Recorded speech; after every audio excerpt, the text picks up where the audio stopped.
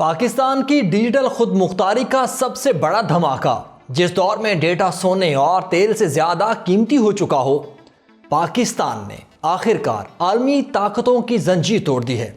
وہ ڈیٹا جو برسوں تک ایمیزون، گوگل اور مائیکروسافٹ کے غیر ملکی سروسز پر بھٹکتا رہا، آج پہلی بار پاکستان کی سرزمین پر آ چکا ہے۔ پاکستان اپنے خود مختار آرٹیفیشل انٹیلیجنس کلاؤڈ میں بند ہونے جا رہا ہے۔ جی ہاں، حساس قومی معلومات، حکومتی ریکارڈ، بینکوں کا ڈیٹا اب کسی بیرون ملک کے رحم و کرم پر نہیں۔ یہ وہ لمحہ ہے جب پاکستان آرٹیفیشل انٹیلیجنس کی عالمی دوڑ میں پورے زور کے ساتھ انٹری مارنے والا ہے۔ یہ سب صرف ٹیکنالوجی نہیں، یہ ڈیجیٹل سرحدوں کی نئی جنگ ہے۔ پاکستان نے پہلی بار دنیا کو بتا دیا کہ ہماری ڈیجیٹل خود مختاری اب ہمارے اپنے ہاتھوں میں ہے۔ آپ دیکھ رہے ہیں 92 نیوز ڈیجیٹل اور میں ہوں آپ کے ساتھ وقاص فاروق۔ تو ویورز، آرٹیفیشل انٹیلیجنس کی دوڑ میں ڈیٹا سونے اور تیل کے ذخائر کی طرح جسے آپ ملک سے باہر نہیں بھیج سکتے، اور خاص طور پر حساس ڈیٹا، لہٰذا اب سارا ڈیٹا پاکستان میں ہی رہے گا۔ یہ کہنا ہے پاکستان میں آرٹیفیشل انٹیلیجنس سے منسلک خود مختار ڈیٹا سینٹر قائم کرنے والی کمپنی ڈیٹا والیٹ پاکستان کی chief executive officer Mehwish Salman کا، جو پر امید ہیں کہ اس سے پاکستان میں مصنوعی ذہانت کے شعبے میں ترقی کی نئی راہیں کھلیں گی۔ ڈیٹا والیٹ پاکستان نے حال ہی میں ٹیلینور پاکستان کے اشتراک سے پاکستان کے پہلے خود مختار آرٹیفیشل انٹیلیجنس کلاؤڈ کو لانچ کیا۔ ڈیٹا والیٹ پاکستان کے مطابق کراچی میں قائم کیے گئے اس ڈیٹا سینٹر سے کاروباری ادارے، حکومتی محکمے اور ٹیلی کام کمپنیز استفادہ کر سکتی ہیں اور اپنے حساس ڈیٹا کو محفوظ بنا سکتی ہیں۔ ماہرین کا کہنا ہے کہ اس وقت پاکستان جیسے ممالک آرٹیفیشل انٹیلیجنس اور ڈیٹا پروسیسنگ کے لیے بیرون ملک واقع کلاؤڈ سرورز پر انحصار کرتے ہیں، جس سے ڈیٹا پرائیویسی اور قومی سلامتی سے متعلق مسائل کا خدشہ رہتا ہے۔ دنیا کے بڑے کلاؤڈ سرورز میں ایمیزون ویب سروس، مائیکروسافٹ اور گوگل کلاؤڈ پلیٹ فارم سر فہرست ہیں۔ مہوش سلمان کا کہنا ہے کہ پاکستان میں آرٹیفیشل انٹیلیجنس سے متعلقہ کوئی بھی کام کرنا چاہ رہا ہے تو اسے جی پی یوز کی ضرورت پڑی ہے، جہاں وہ اپنا ڈیٹا ہوسٹ کرتے ہیں۔ ان کے بقول صحت، تعلیم، سائنس، ٹیکنالوجی کے شعبے میں تحقیق اور ڈیٹا کا تجزیہ کرنے والی کمپنیاں اس سے استفادہ کر سکتی ہیں، اور ان سب کو جی پی یوز کی ضرورت پڑتی ہے۔ کمپیوٹر میں استعمال ہونے والے سینٹرل پروسیسنگ یونٹ یعنی سی پی یو کی طرح گرافکس پروسیسنگ یونٹ جی پی یو بھی ہارڈ ویئر ہے جو تیزی سے ڈیٹا کو پروسیس کرتا ہے۔ امریکی ٹیکنالوجی کمپنیاں انٹیل اور انویڈیا بڑے پیمانے پر جی پی یوز تیار کرتی ہیں، لیکن امریکہ کی جانب سے ان کی برآمد خاص طور پر چین بھیجنے پر کنٹرول کی خبریں سامنے آتی رہتی ہیں۔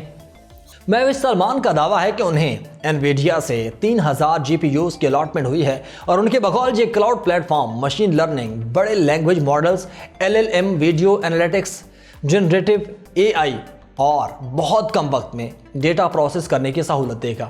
آرٹیفیشل انٹیلیجنس کے ماہر ڈاکٹر فیصل کامران کہتے ہیں کہ ڈیٹا سینٹرز بنیادی طور پر وہ سرور ہوتے ہیں جو ہمیں 24 گھنٹے ڈیٹا فراہم کرتے ہیں۔ یہ سرور طاقتور اور تیز رفتار کمپیوٹر مشینز پر مشتمل ہوتے ہیں۔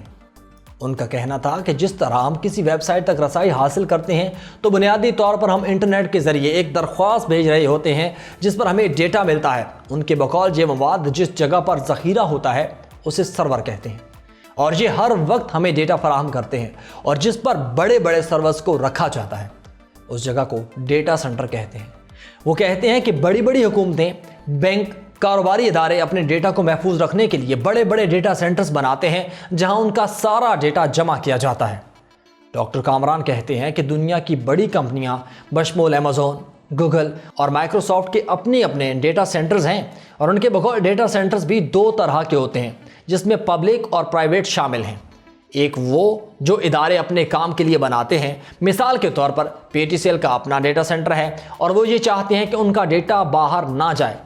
وہ کہتے ہیں کہ دوسری قسم پبلک ڈیٹا سینٹرز کی ہوتی ہے جسے کلاؤڈ بھی کہا جاتا ہے، اور ان میں دنیا بھر سے لوگ ادائیگی کے عوض اس میں معلومات سٹور کر سکتے ہیں یا پھر سروسز حاصل کر سکتے ہیں، جس طرح ایمیزون یا پھر جی میل ہے۔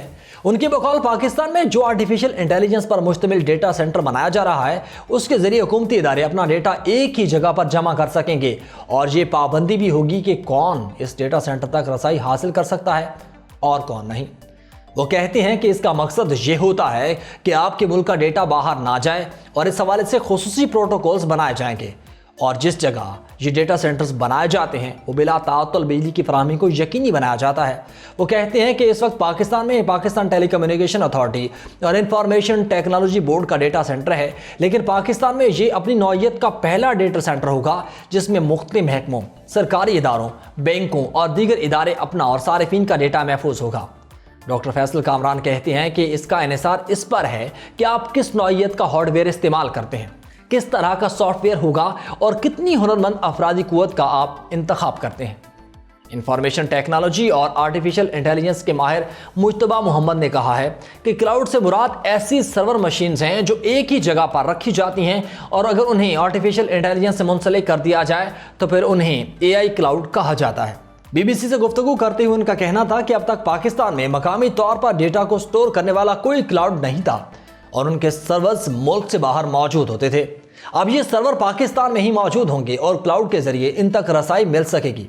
ان کے بقول سادہ زبان میں بات کی جائے تو ماضی میں یہ ہوتا تھا کہ لوکل ایریا نیٹ ورکنگ کے ذریعے کمپیوٹرز ایک سرور مشین کے ساتھ منسلک ہوتے تھے، لیکن کلاؤڈ میں ایک ہی جگہ پر ڈیٹا سٹور کیا جاتا ہے اور انٹرنیٹ کے ذریعے کسی بھی مقام سے اس تک رسائی ہوتی ہے۔ مجتبیٰ محمد کہتے ہیں کہ دنیا میں بڑی کلاؤڈ کمپنیوں میں Amazon، گوگل اور مائیکروسافٹ سر فہرست ہیں اور اس ڈیٹا تک رسائی کے لیے ان کمپنیز نے اپنے اپنے قوانین بنا رکھے ہیں۔ وہ کہتے ہیں کہ AI کلاؤڈ ریگولیٹرز اور پالیسی سازوں کے لیے ڈیٹا کے تحفظ اور نگرانی کے فریم ورک کا اچھا موقع ہے۔ یہ بلا شبہ ایک اہم لمحہ ہے۔ پاکستان کی وفاقی کابینہ نے رواں برس نیشنل آرٹیفیشل انٹیلیجنس پالیسی منظور کی تھی، جبکہ سن 2030 تک مصنوعی ذہانت کے شعبے میں 35 سے 40 لاکھ نوکریوں کا اضافہ ہو یا AI کی مدد سے GDP میں 7 سے 12% تک اضافہ متوقع ہے۔